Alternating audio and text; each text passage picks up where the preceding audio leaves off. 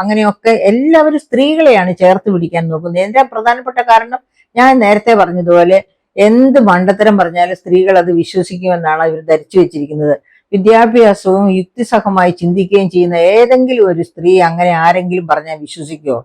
ആര് പറഞ്ഞാലും അവരങ്ങനെ വിശ്വസിക്കുകയുമില്ല. അതിനനുസരിച്ച് അവർ ഒരു പക്ഷെ തലയാട്ടിന്ന് വരും.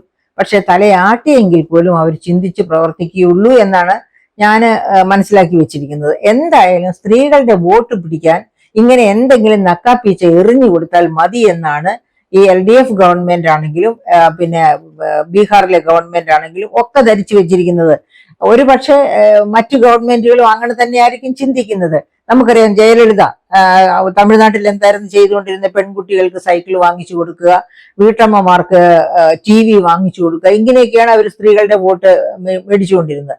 അപ്പൊ ഈ തന്ത്രങ്ങളൊക്കെ സ്ത്രീകളുടെ അടുത്ത് നടക്കും എന്നാണ് എല്ലാവരും ധരിച്ചു വെച്ചിരിക്കുന്നത്. എങ്കിൽ എന്റെ പ്രിയപ്പെട്ട വനിതകളെ, നിങ്ങൾ മനസ്സിലാക്കുക, നിങ്ങൾ പ്രകടന പത്രികയിൽ പറഞ്ഞ കാര്യങ്ങൾ കൃത്യമായി ചെയ്യുന്നവർക്ക് മാത്രമേ വോട്ട് ചെയ്യൂ എന്ന് തീരുമാനിക്കണം. അപ്പൊ നിങ്ങൾ പ്രകടന പത്രിക എന്താണെന്ന് അറിയണ്ടേ, പ്രകടന പത്രികയിൽ പറഞ്ഞിരിക്കുന്നത് എന്താണെന്ന് അറിയണ്ടേ. അതുകൊണ്ട് ഓരോ ഗവൺമെന്റിനെ പ്രകടന പത്രിക ശരിയായി പഠിക്കാൻ ശ്രമിക്കുക. എന്തൊക്കെ ഓഫറുകളാണ് അവർ വെച്ചിരിക്കുന്നത് എന്ന് പഠിക്കുക. എന്നിട്ട് അതിൽ ഏതൊക്കെ നടപ്പാക്കി എന്ന് കൃത്യമായിട്ട് മനസ്സിലാക്കുക. അല്ലെങ്കിൽ നിങ്ങളുടെ കൂടെയുള്ള രാഷ്ട്രീയ രംഗത്ത് പ്രവർത്തിച്ചു കൊണ്ടിരിക്കുന്ന ഇതിലൊക്കെ ആഴത്തിൽ അറിവുള്ള ആരോടെങ്കിലുമൊക്കെ ആയിട്ട് ചോദിച്ച് കാര്യങ്ങൾ മനസ്സിലാക്കുക.